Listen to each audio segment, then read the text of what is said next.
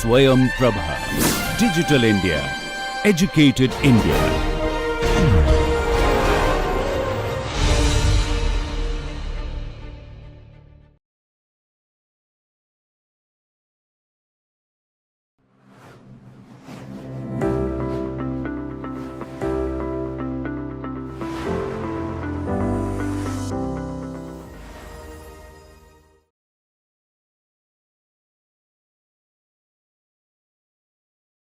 Welcome to another edition of Foundations of Accounting and Finance.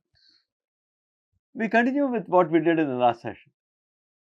We're going to talk about return risk and then something new, that is capital asset pricing model. What is this capital asset pricing model? Why are we going to use it, or where are we going to use it? We will discuss as we go on. To continue with from where we left in the last class out there, in the last class we talked about what we call it as, we stopped at something called as describing something called as variance, and then how much does it vary. We talked about something called a standard deviation. How much does it deviate from the mean, and all those things to be measures of risk factors. Continuing the class out here, let us look at couple of aspects out here. I've just got some pictures out there. I've taken 3 companies out here. I've talked about Aditya Birla departmental store, that is the fashion and retail, Indigo air transportation, computer software, and so on. I'm not even talking about these specific companies out. I'm talking about the sector per se. If you look at the returns expected from the retail, fashion and retail industry was about 14.47% are returns that were generated by the fashions and retail industry in the last year was about 14.47%. I'm talking about last year. Airline sector was about 10, air transportation was about 10.9, and computer software is about 11.61% out there. Investment returns. Now, question is expected returns on common stock, why do they vary? How do they vary? Why do these industries expected return differ so much, and how are these specific numbers calculated is what we are going to spend time in today's class session. How does it differ? Why are they talking about? Why are we talking about these specific numbers? How do we arrive at the specific numbers is something what we are going to talk about as of today. Further, I am going to talk about, does it say that higher return offered by a department store stock, that is department store or retail store stock, does it mean that investors should always prefer that and should not prefer the other two? Am I trying to communicate that? Well, no. We will see more and more of this, what we are trying to convey out here. Am I trying to convey that? No. Why no? The question is, why am I not trying? Because I know that fashion and retail is giving me the highest return of 14.4% among the 3 sectors. Why am I not recommending that? Recommending only that. Let me rephrase it. So, let us sort of try and see as we go along. Please note, individual securities have some specific characteristics out there. These characteristics can be divided into 3 basic categories. We say expected return, we talk about variance and standard deviation, and I talk about variance and covariance also. These are the 3 basic attributes which I use for assessing the risk and deciding on my investments. When I talk about expected return, I am talking about what is the individual stock, what do you expect to earn over the next period. The actual what you get might be higher and lower than what you expect. The average, my expectation could be based on the past analysis and the prospects, what I have analyzed for the future, etc. When I talk about variance and standard deviations out there, these are the attributes which I sort of use and analyze. Is I am looking at the volatility of the security, as I said in the last class. I am looking at the variability in the security. I am looking at how much does it vary from the mean, from the average. If it varies higher and higher, then the risk is expected to be higher and higher. If the variance is low, then what happens? Your or the standard deviation is basically low, then the level of risk, that is your is relatively lower. Now what do we say? Imagine on an average you will get a 10% return. If my variation is only about very small, let us say it varies anywhere between 9.5 to 10.5 maximum. So on an average expected return is 10%, that is based on the past. Now I see the variance between 9.5 and 10.5. That means what? I will either get 9.5 or 10.5 or somewhere in between 9.5 and 10.5. So what happens? The variability, the difference from the expected return is going to be very, very small. So the level of assurance that I will have to get somewhere around 10 is very high. So the level of risk is low. If the variance is high, for example, if I say average last year was 10, but the variance is anywhere between 7.5 to 13.5, there is a probability that you will get 13.5. Very good. That there is a probability that you will get 7.5 also.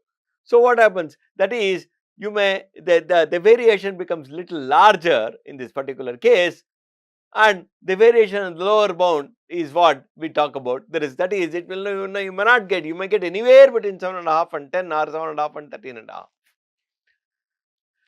So what happens? Your level of risk enhances substantially, and that is what we talk about when we say variance and standard deviation. These are the essential characteristics which we try and analyze.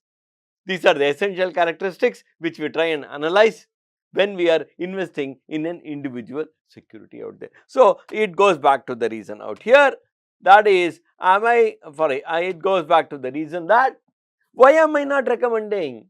Because I am looking at the variability. For example, it is I don't know what is the average mean of investing in the department store sector out there. Maybe it has given the other side, the other side of the mean, the positive side of the mean. So it is about 14.5, 4.7. You could look at the downside. The downside could be even larger variation out there. The variance in this could be very, very high in the retail sector as compared to the computer software sector. So do I recommend this? No, I may not recommend this as a top notch. I would sort of say, at least here you have an assured, the level of assurance what you will have on getting 11.61 in around that figure in a computer software sector could be relatively higher. So I will sort of recommend it. So what happens? So one of the characteristics is variance and standard deviation. The next one, what we look at is covariance and correlation. It is nothing but it measures the interrelationships between two securities. How much does it covary? For example, where do you use this? I will use it when I sort of look at diversification of my investment. When I am using at a single stock of my investment, I am looking at what is called as variance and standard deviation. Or every stock I am going to invest, I am going to look at variance and standard deviation. When I'm going to invest in an array of instruments out there, I am going to look at the covariance and correlation. Imagine two stocks which are highly correlated. If I sort of say I put 50-50 in each of these and highly positively correlated, let us also say that highly positively correlated, and if I have $100 and I put 50 in both of it, the probability of me getting higher money is the same in both, or the probability of getting lower money is the same in both, and both will move in exactly the same direction out there. I am not hedging my risk out there. Supposing they are negatively correlated, highly negatively correlated, so what happens? I put 50-50 in each. One goes up, the other basically comes down out there. To a certain extent, my return is basically protected in this case. So when I look at, I'm just taking an example. I've taken two simple stocks out there. That is two simple stocks. That is, there are states of the economy: depression, recession, normal, and boom period. Now, the first column, what says, it basically talks about only the probability of depression occurring, and if depression occurs, there is a 20% probability that depression will occur. Now let us look at depression. In depression, there is a probability of 20% probability of depression, 0.2. If there is a depression, the A stock will give me a negative return of 10%, and the same depression for stock B is only 15%. And if it has a 15% depression, it will give a negative return of 22% out. and I look at recession, there is a 25% probability that there is recession in stock. Recession will impact for stock A, there is a 30% probability it will impact what B, and what is the kind of return you see there, and what is the boom period. There is a 15% probability that there will be a boom period for stock A, and if it is a boom period, it will give me 12% return out. If it's for there's a 10% probability that there's going to be boom period for stock B, and if it's a boom period, it's going to give me 32% return out. Huge. Now I want to know what is the expected return of these two. Let us try and see if we can use an Excel out here. I'm just going to copy this on an Excel sheet. On an Excel sheet out there. Let us copy this on an Excel sheet out here. I'm just going to, yeah.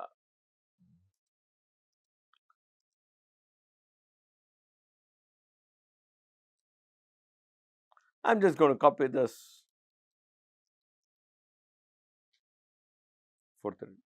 I'm just going to copy this on an Excel sheet out here. I'm just going to copy this on an Excel sheet out there. Let us try and see. I'm just going to copy this on an Excel sheet out here, and then I just copy this, and don't worry, I'll just going to adjust the cells out there, length out.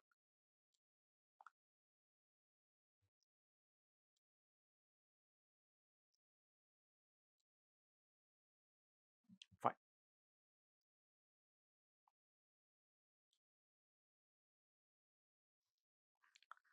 Now, this is a basic aspect what you have. This is state of the economy, and this is the kind of what you call it as the returns that you are basically going to get for the two stocks out here, and it's mentioned. So, what is the idea? Expected return, expected return. I will add a, what do you call it as a row here, and then I will mention what is it, probability, and this is what is called as return.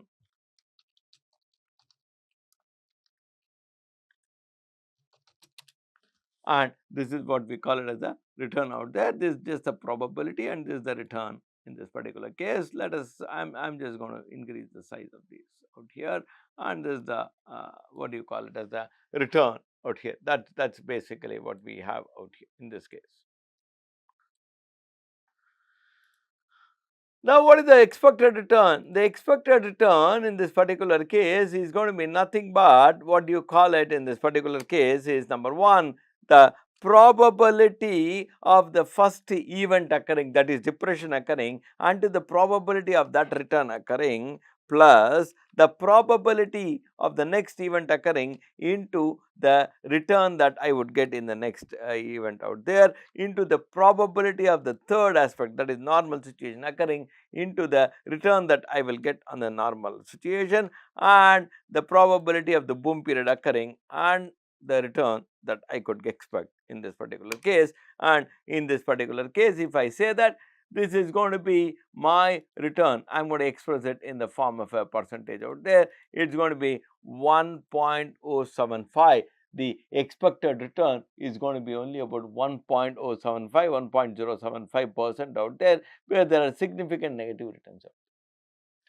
Whereas when I look at stock B in this particular case, when I look at what do you call it as when I look at stock B in this particular case, let us see. I look at stock B in this particular case, I am going to look at stock B out here. Stock B is the probability of depression occurring is 15%. What is the return I can get? Negative 22% out there. The probability of a recession occurring is 30%, and I might get a 12.5% negative return. And the probability of a normal phase is 45%, and the return is 5.5% out there. And the probability of a boom phase occurring is 10%, and the return that I am going to get is 32% out there. And this is going to be my return in this particular case, and I am going to get a return again in this particular case is negative 1.375% in case of stock B. So, this is how you basically calculate what is called as the expected return of a particular stock. What is the probability of each of these kind of situations occurring out there is what you will take and you will consider out there. We move on further. In this particular case, I've got take two simple stocks. That's example one. That's fine. That's okay. Now I'll move to the next stage. That is what we call it as the expected returns, variance, and covariance out there. Now, expected return we saw. Let us look at another example. Example two.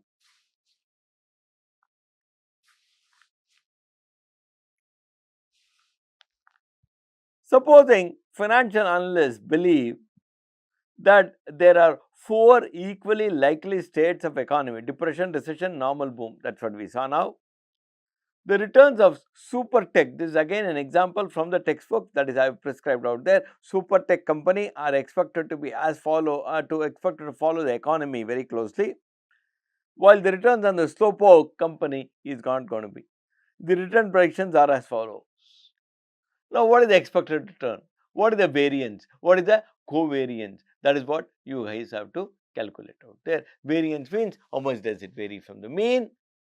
Covariance means how much these two basically vary together also is what we are looking at in this case.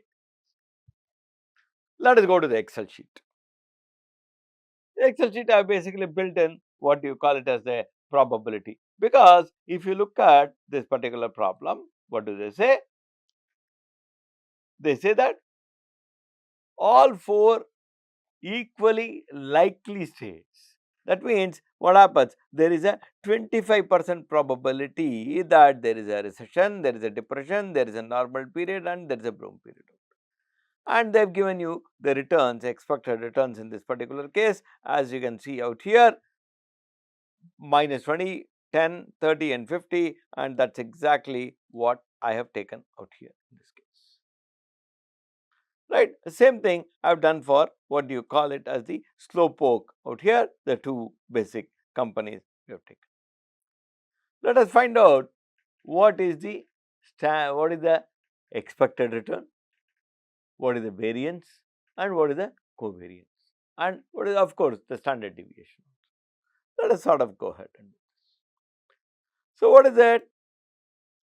First of all, I need to know what is the expected return. What is the expected return? As I told you, expected return is the probability of each of the state occurring into the return in that particular state occurring out there, the summation of all that. That is, if I have to put it, that is there is a 25% probability that depression will occur, and if depression occurs, there is a negative 20% is the kind of return I am going to earn, and each of these particular state out there I am just multiplying and putting it out here in this particular case, and what do you call it as this out here. So, expected return is nothing but a summation of all these states, and this is what is my expected return. What are we trying to calculate? We are trying to calculate the variance. Variance means what? This is that 17.5% or 0.1750 or 17.5% is the mean, is the average of all this expected. How much does each of these state vary, differ? How far are these from the mean is what we calculate, and that is what we call as the return deviation out there. Return deviation out there, that is, this is the return what we have minus this is the kind of return what we are looking at, and this is what we call it as the return deviation out there. This is the return what I will get minus what is the expected return, that is average is what I am looking at, and each of these state that is minus what do you call it as this, and then when we talk about in this particular case, this is what it is minus this what we get, and this is the return that is deviating from the mean. What are we looking at?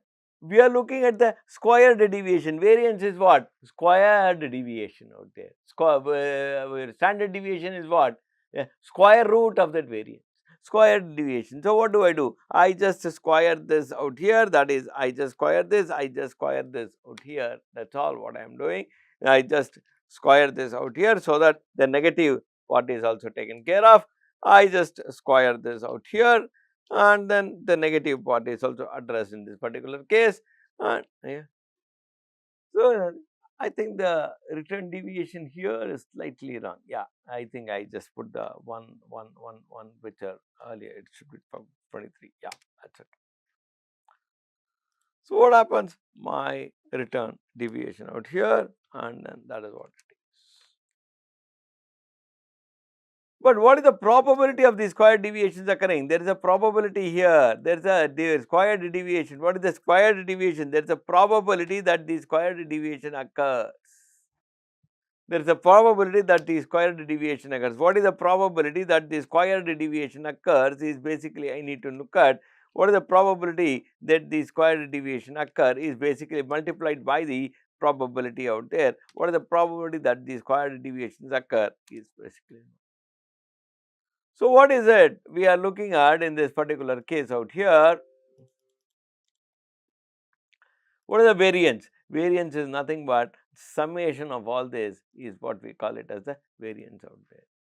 Variance is nothing but summation of all these product with the probabilities is what we call it as the variance.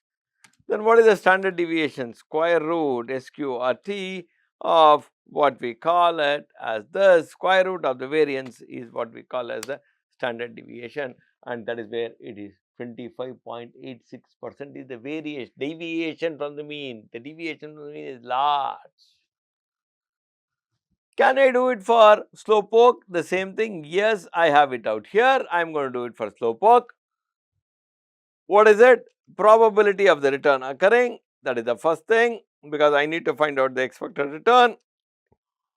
I need to find out the expected return and the probability of the return occurring. What is the expected return? Expected return is at some this is the expected return. I can express it in the form of percentage. What is the return deviation? This is the return minus what is the deviation from the mean out here is what I am going to enter out here. This is the return. What is the deviation from it from the mean out here is what I am going to enter. This is the return, and this is the what is the return deviation from the mean is what I am going to enter, and this is the return, and what is the kind of deviation from the mean is what I am going to enter here. Now I need variance, so squared deviation. I am looking at squared deviation out there. I am looking at the squared deviation. I am looking at what do you call it as the return in this particular case. I am looking at the squared deviation in this particular case. I am looking at the return out here. I am looking at the squared deviation out here. So I am just looking at the squared deviation. Probability of the squared deviation occurring, the probability of the squared deviation occurring, I have to just multiply this with the probability out here, multiply this with the probability out here, multiply this with the probability out here, and multiply this with the probability out here, out there, and that is all what I am basically going to do in this particular case out here.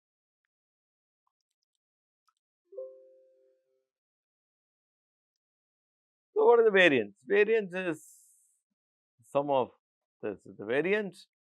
What is the standard deviation? Square root SQRT of the variance is nothing but the standard deviation. The standard deviation of this is 11.5%. So what happens? The deviation from the mean, though it gives you only about 5.5% expected return, whereas the other one gives you 17.5% expected return, the deviation that it is going to have from the mean is very less as compared to the other. The deviation is going to be significantly large. So what happens? If you are a risk averse investor, you will choose slowpoke than what do you call it as a other company out there in this case, super type. Now in the next step, I am going to do a little bit of what do we call it as the covariance and correlations out there. I just have the deviations from the return. I'm just going to copy those deviations from the return out here. I'm just going to copy these deviations from the return out here.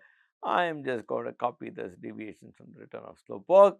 And same thing, I'm looking at the covariance. So I'm looking at the what do you call it as the same thing out here. I'm going to copy the deviations from the return out here in this case.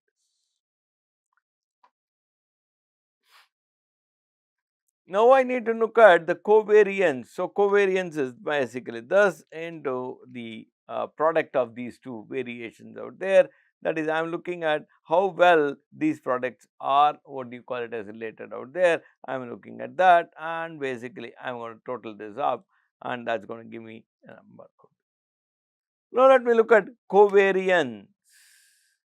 Covariance is the deviations of both these from the mean. I am just summed it, the total of this divided by what you call, how many observations are there? 4 observations are there. I am just going to divide it by 4, and that's going to give me the covariance in this is going to be what we call it as the negative 0.49, or if I had to express it in the form of percentage, it's minus 4.88 minus 0.488% is the covariance out there. It is negatively correlated. Sorry, negatively negative. It has a negative covariance. What is the covariance? Covariance is nothing but correlation is nothing but my covariance divided by the standard deviations, the score, the product of the standard deviations out there, and that's going to give me my correlation. Correlation is 16.39% out there, the correlation between these stocks. Now what happens? These two stocks have a expected correlation of 16.239% out there, and it has a covariance of about 4.8.